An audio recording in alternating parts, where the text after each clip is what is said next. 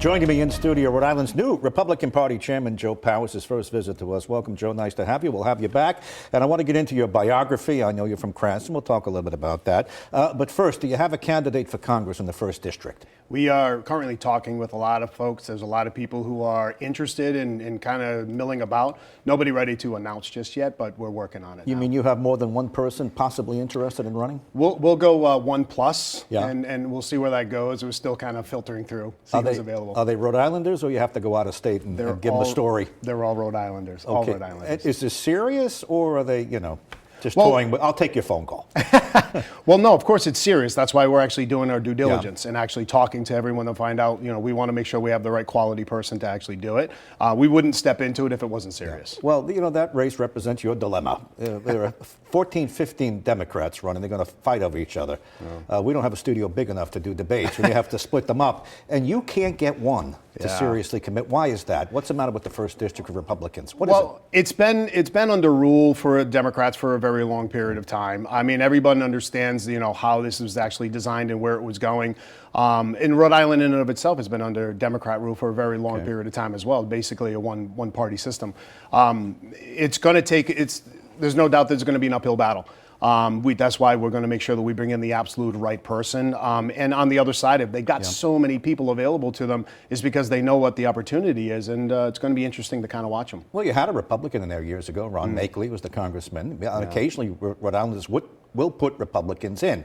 Are you concerned with the minority makeup of that district? Do you think that's the Latinos have got it locked up? You've got several Latino candidates. What is it about that district that you can't get anybody? It's that's part of the research that we're doing right now. And it is definitely going to be what I mean by quality candidate. It's got to be the right person that's going to fit the mold, not only for the right messaging on what's going to do well for Rhode Island, but also somebody who's going to well represent the actual population that's in the area. That's why we're actually doing our phone calls and having our conversations. All right, well, listen, the Latinos are family oriented. Sure they are. Fill the churches. Yeah. They are pro-life. So are you communicating the message that you have to sell well enough to the Latino voting base in that district? Right now, I don't think you are. Yeah, well, and I have to agree with you. I mean, there's no doubt that the messaging that we have, the messaging that we've put out over the last few years has been dictated by other people other than Republicans, which is why we have decided as a party, we're going to take control of that message. We have a lot of diversity inside the Republican Party that people aren't aware of.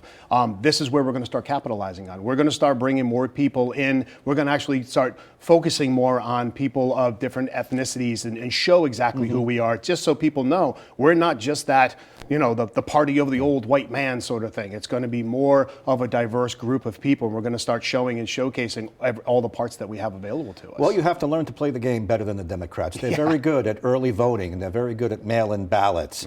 Yeah. You've had some bright spots. No wins lately that we could telegraph, but some bright spots. Alan Fung beat Seth Magaziner day of voting. Day of. Aaron Gukian beat Sabina Matos day of voting. Yeah. But they got beaten weeks before with early voting and mail-in ballots. This is your predecessor, Susie Yankee, talking about this with me a couple of months ago after the losses. Let's play that and listen. Republicans like to vote on Election Day. They like to go in. They like the community atmosphere. I particularly love voting on Election Day. I like going in. I like showing my ID. Do they like losing? No, they don't like losing. But you're talking about Democrats like to vote by mail. So they vote by mail. This is the game has changed. The game has changed. Rules. Right. These are the new rules. And we have started working on a mail ballot operation. But I'm telling you, Republicans do not like to vote by mail in this state. Other states, in Utah, it is a red state. They do an all-mail ballot operation. They've done it. It's trying to change the culture and saying this is an option. The other fellow is Joe McNamara, the Democratic Party chair, cruising through the interview. Yeah. Go ahead, keep talking, Sue. Well, you heard it, that Republicans like to vote day of. You got to change that, or you're never going to win again. Yeah, so, I mean, there's no doubt that the way that the election is actually designed right now, the Democrats have put together a pretty big juggernaut of a machine. The way that I like to see it is it's got to be policy jujitsu on our part. What the policy is right now, we just have to get better at what it is that they're doing. These are the tools that are available to us. We have to be able to use these tools, which is what our part of our messaging, part of our growth is going to be, is taking hold of what it is. Now, changing that with the folks in the Republican Party about coming out and voting, showing them what it will actually do for us. Because there's no, you can't deny the fact that you can't change the policy if you keep coming in second. You said it yourself. I mean, do you enjoy losing? No, nobody enjoys losing. But if you want to change the policy, you have to use the policy in order to get yourself in the position of power to change the policy, to bring it back to what we used to have, which was day of voting, make it a day, you know what, make it a holiday. Make it the day after so that nobody has to work and people can come in whenever they want. But okay, that may be out there, but right now you got to work the senior citizen buildings. You know the game. Oh yeah. You know how they play. Yeah. They're very, very good at it. They got to sweep. Look, your party. And by the way, this is not a beat up Joe. Although I guess you expect some of it. Right? I got you. Your party couldn't even field a candidate for governor. You had to go out of state. Yeah. And somebody sold Ashley Kayla some storyboard to get her to spend $5 million. You couldn't get a candidate for governor. It's like on and on. So go ahead. Here it is. It's yours. Job one is what? Job one. Specifics. What do we do? Very simply, we got to build a foundation. Too many times that we're actually looking at trying to, you said it yourself earlier in regards to our off-camera conversation, is what I do in my background as far as construction is concerned. And people see these things on television, they think it's going to be easy, they're going to get it done simple, and they think they can walk in and shine up a kitchen and they're going to be able to sell it. It's not the truth. What I do is, when I'm doing my buildings, is I work from the foundation up, and that's what we need to start with. We got to get a foundational program put together, a foundational system that's going to allow us to build and make this business that we have as a political party a little bit more palpable. It's got to be more solid of a foundation. The reason why people aren't stepping up, there could be a myriad of different reasons. One in particular is because it's been a one-party system the entire time for the last 80, 90 years. We are going to get ourselves to the point where we're going to show people and prove to people that it just makes sense to be a Republican in the state of Rhode Island. That is what our focus is going to be. Everything that we're going to be messaging and everything we're going to be putting out, we're going to have people starting to come out even more to actually want to work with us. In fairness to you, you need a lot of money. You need more people. Look, the deck right now is stacked against you. Let's give Democrat Party Chair Joe McNamara the last word before we go to a break, because he was here too, and right now he's on the right side. Go ahead and play him. And we've got to get our message out better. Hey, you know, you're voting against your interests. These are people that closed your schools for 2 years, that had your kids masked, that the crime rate is high up in Providence. You know, is it really, you know, where's your jobs? Where's the economy? Go ahead, Joe, get back in. Go ahead. Let's talk about, as my late mother used to say, God bless her soul, action speaks louder than words. The fact of the matter is, we gained seats in this particular election. The House Minority Caucus went from 10 to 9. So we were victorious there. All right. Well, look, he knows the game. He knows how to play it. More when we come back with the new Republican Party chair, the hope for the Republican Party, Joe Powers. Stay with us. Let's continue with Joe Powers. He's the new Republican Party chair in Rhode Island. Here's a little prickly question. Where do you stand with Donald Trump? Well, I don't think it really matters at this point right now, because there's going to be other candidates that are going to be stepping up, and we're going to take a look to see what will be the best option for the state of Rhode Island moving forward. As far as Donald Trump and what he's got going on in his own personal life, that's between him and his attorneys, and that's his battle that he's going to be fighting. He is leading all other Republicans, though. Yeah. He could be your presidential nominee. So where do you stand with him? He could. It's a fair question. You're the party chair. Where do you stand with Donald So Trump? my personal thoughts on it, it doesn't really weigh into it. That's where I know I can separate where I am as far as what the party needs. And the party needs are going to be what it's based on for Rhode Island, and what we think the best options are going to be for the state of Rhode Island. When we get to that bridge, we'll cross it then.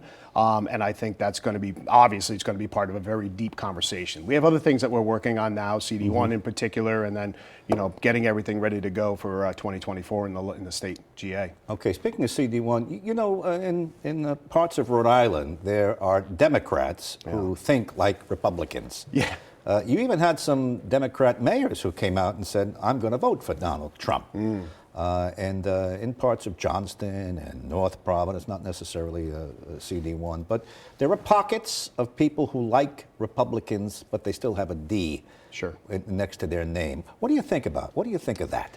So What happened in North Providence and Johnson that Donald Trump did very well there? Well, I'll tell you what, and I think it was the policies that he had put forth on what it is, how he wanted to go about it. I'm a businessman, just like Donald Trump. I'm not like Donald Trump, but my point being is I think the way he thinks as far as a business is concerned. I'm intrigued by what a businessman can bring to politics because, let's be honest, a political party and the political structure is much like a business. And if you don't treat it like a business as such, and if you do everything on emotion, you're not going to get very far, and you end up getting silly policies put into place, and then people get hurt from that. Why he won? He intrigued a lot of people, myself included. What he could bring to the party, what he could bring to the table to actually build and put structure in place that's going to help us in the future. But the point I'm making is that you have Democrats who will vote for Donald Trump. You've got online, they call them Kennedy/Roosevelt Sure, yeah. Democrats, and they went for Donald Trump. And you have politicians. Name politicians who act and behave more like a Republican but can't bring themselves to call them a Republican because they feel they'll never win a race in Rhode Island. So is the brand, the party, damaged goods? Can you separate that from your ideology? And I'll point to wins. You've got people who vote for, you've got Democrats who vote for a Republican, but something with that party.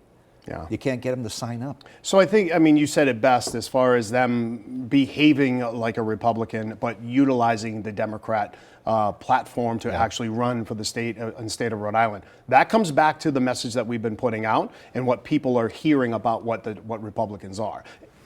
Democrats have done better at putting out a message about who the Republicans are than the Republicans have been putting out a message about who they are. And that needs to change. We need to show people. There was quite a few who call themselves a conservative Democrat. I ran against one in Cranston for Senate last year. I lost. However, you know, based on what he was putting forward and what I put forward, I did a 5-month campaign. I went from 0% to 42, 43% recognition in getting in there. Right. So it was a pretty good showing. And a good number of our Republicans who ran last year all ended up in the 40 percentile. The way that we look at it is our messaging had started then. Even though they didn't get the seat, we created a foundation. Now we're not targeting 51% of the vote. Now we're targeting 10%. Now we're targeting 7%. We've already obtained the foundation that we need. Now it's time to change up the messaging so we can get that extra 10, 15% to actually sway this way to make people realize, like I said earlier, it just makes sense to be a Republican in the state of Rhode Island. Well, even Democrats are telling you that too. Well, if you're going to be practical, the governor's race is gone. Yeah. Okay, that's gone. CD1 is coming up fast, and right now it doesn't sound like you got somebody, so that could be gone too. Let's talk frank here. Yeah. Local races, look, council races, mayoral races, state rep, state senate. Is that where you start to begin to rebuild? Yeah. So our focus is Rhode Island in and of itself, as far as the GA is concerned. We're not taking our eye off of CD1. Just because people are telling us that we don't have somebody set up just yet doesn't mean that we don't. We're having the conversations. I'm just not that person who's going to throw people's names out there for a particular reason. We're going to make sure that we have the right people in place. But rest assured, we are talking. Matter of fact, we just had a conversation this morning with somebody who is very interested in doing this thing. And we're laying out the parameters of how we're going to be moving forward. We've had other people step up and give us a call. Aaron Gookian had expressed some interest in doing it, and he's since moved on to other things, which, you know, I think that's great for him. Yeah. But we're working on it right now. All of that is part of our conversation. CD1 just happens to be the first part of the conversation that we're having. But before we get to that, we are getting ready to announce our committees that we have and all of the people that we're putting in place. That's the foundation we work on. Then we start spreading out. We get some very exciting things that are going to be happening with the party that's going to help us identify those candidates. How willing are you to get in the mud and really fight? For example, CD1, you may or may not field a candidate. Okay, but there's going to be 15 Democrats. Sure. And you got far left progressives, and then you got a moderate, and you might even have somebody just slightly to the right of center, but a Democrat. It's a Democrat. Are you willing to get involved in that and pick a winner, at least on the Democrats, who might be more palatable to you? Are you going to say something as that race progresses? How willing are you to get involved in this nasty business that we call politics? Well, I don't have a choice but to get involved now. With regard to what I'm talking about, I know you're in. I know that, but tell me. As far as picking a Democrat as the winner? If you can't field a Republican, would you say, all right, well, throw your support to this particular person over here? Well, are you willing to go after Sabina Matos? Are you willing to go after Aaron Regenberg? We're going to do whatever it takes to we're going to do whatever it takes that's going to have best interest for the state of Rhode Island and the Republican Party. That's what we're going to do. Am I afraid to get dirty? Am I afraid to get muddy? I'm one of 7 kids. I grew up in an industry of a life in Irish family where that's what we did. Can I hold my own? Yeah, I mean, I can hold my own. But when it comes to doing what's best, that's where we have to make sure that we have we've got our thinking caps on. We don't allow emotion to take over for us. We got to be smart about the moves that we make. We have to be strategic, plan, and then move forward. And if part of that means that we have to make more of a concerted effort by going around and telling everybody somebody may be extreme, which seems to be the common phraseology coming from the Democrats, then that's the process that we take. It's not saying that we will, but if we have to, I'm not afraid to. And when I say dirty, let me retract that word, because dirty has a connotation of cheating and you know what I mean. You don't mind getting in the mud. If you got to play, if that's what we're playing, you don't mind getting in there. Yep. You got to do the work. You got if you're going to sit here and talk about building foundations, you got to do the digging first. And we're not afraid to get dirty and build that right foundation. I've only got about 30 seconds left. You come from a family of 7. You're a Cranston man. Yes, sir. You have children. You're married with 4. Did you say 4 children? 4 children. Right. And you're in the real estate / development investing business. Correct. Right. Yeah. And so do you build homes? Do you build houses? Do you build buildings? And just again, about 30 seconds. Well, in the contracting side of things, it started with me buying, selling, and investing in properties, and then creating a general contracting business where I actually do some renovations on properties. Buying, selling, and developing is something that's a little bit beyond what I do, but it's primarily redevelopment type things on properties and houses, and then I help people with reconstruction. Have you always been a Republican? Have you ever voted Democrat? I will say at heart, yes. I've been a registered Republican since the 90s. I started voting in the 80s or something along those lines. I can remember being younger. I'm Irish, Catholic. John F. Kennedy was hung on our wall. So. All right, I got it. Hey, thanks for coming in. Thank you. We'll pick it up as you continue. That's 10 News Conference.